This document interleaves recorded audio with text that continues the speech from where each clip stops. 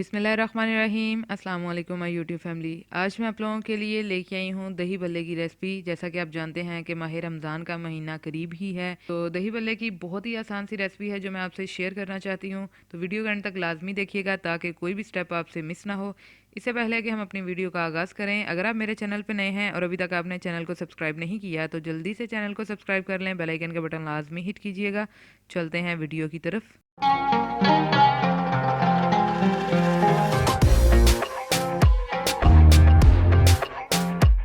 बिस्मिल्लाहिर्रहमानिर्रहीम। तो दही भल्ले बनाने के लिए सबसे पहले हमने यहाँ पे भलियाँ ली। ये बाज़ार की बनी हुई भलियाँ जिसे मैंने आधा घंटा पहले पानी में भिगो के रख दिया था और ये अपने साइज़ में आ चुकी हैं। आधा किलो हमने यहाँ पे दही लिया जिसे अच्छे से फेंट के क्रीमी लुक में कर लिया हुआ है ताकि इसकी जो इसके अंदर बबल्स मौजूद होते हैं वो ख़त्म हो जाएं। एक अदद मीडियम साइज़ की प्याज ली, इसे भी हमने नमक लगा के अच्छे से वॉश कर लिया है ताकि अगर इसमें कड़वाहट मौजूद हो तो वो निकल जाए। 4 अदद हमने यहाँ पे आलू लिए जिन्हें बॉयल करके छील के इस तरह हमने बारीक कट कर लिया है। आलूओं की आपको जो भी शेप पसंद हो आप उसमें इनको कट कर सकते हैं। 3 अदद हमने यहाँ पे मीडियम साइज़ के टमाटर लिए, बीज वाला पार्ट आपने रिमूव कर देना है। 4 अदद सब्ज़ मिर्चें बारीक कट कर ली हैं हमने और 2 टेबल स्पून यहाँ पे सब्ज़ चटनी के लिए हमने 2 से 3 टेबल स्पून हम इसमें चाट मसाले के शामिल करेंगे। या जितना आपको इसमें मसाला चाहिए आप शामिल कर सकते हैं। अब यहाँ पे सबसे पहले हमने एक बड़ा बाउल लिया जिसमें हमने कटे हुए आलू शामिल किए और फिर हम इसमें शामिल करेंगे अपनी भलियाँ जिनको हमने अच्छे से निचोड़ के इनमें से पानी को निकाल लिया है। क्योंकि भलियों में पानी बहुत ज़्यादा चला जाता है इसलिए आपने इनको शामिल करने से पहले हाथ से अच्छी तरह से निचोड़ लेना है। फिर इसमें हमने अपने कटे हुए प्याज शामिल किए और साथ ही इसमें हम दही डाल देंगे, इसे भी हमने अच्छी तरह से फेंट के क्रीमी लुक में कर लिया है।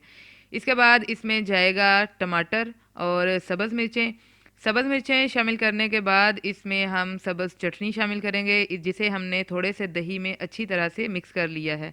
अगर आप दही में नहीं भी शामिल करना चाहते तो आप सब्ज़ चटनी डायरेक्ट भी शामिल कर सकते हैं। फिर इसके बाद हमने इसमें डाला थोड़ा सा चाट मसाला भी जितना आपको पसंद हो उतना आप इसमें शामिल कर सकते हैं।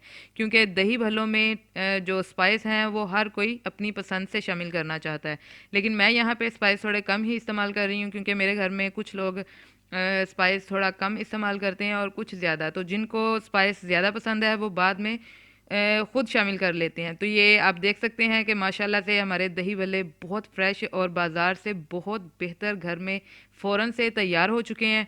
आप भी इस रेसिपी को लाजमी ट्राई कीजिएगा, इंशाल्लाह आपको बहुत पसंद आएगी। तो हमारी आज की जो दही भल्लों की रेसिपी है वो मुकम्मल हो गई है। अब चलते हैं इसकी फ़ाइनल लुक की तरफ। बिस्मिल्लाहिर्रहमानिर्रहीम। तो माशाल्लाह से हमारी दही भल्लों की जो रेसिपी है वो बहुत ही प्यारी तैयार हो चुकी है।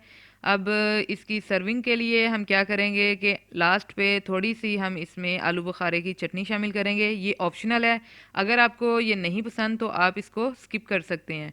तो मैं उम्मीद करती हूँ कि आपको हमारी आज की ये रेसिपी बहुत पसंद आई होगी। रेसिपी पसंद आई हो तो लाइक कीजिए, शेयर कीजिए, कमेंट बॉक्स में अपनी राय का इजहार लाजमी दिया करें क्योंकि यही आपका प्यार होता है, आपकी दुआएं होती हैं। तो मिलते हैं इंशाल्लाह अपनी नेक्स्ट रेसिपी नेक्स्ट वीडियो के साथ। तब तक अपना बहुत सा ख्याल रखिएगा, दुआओं में याद रखिएगा। अल्लाह हाफिज़।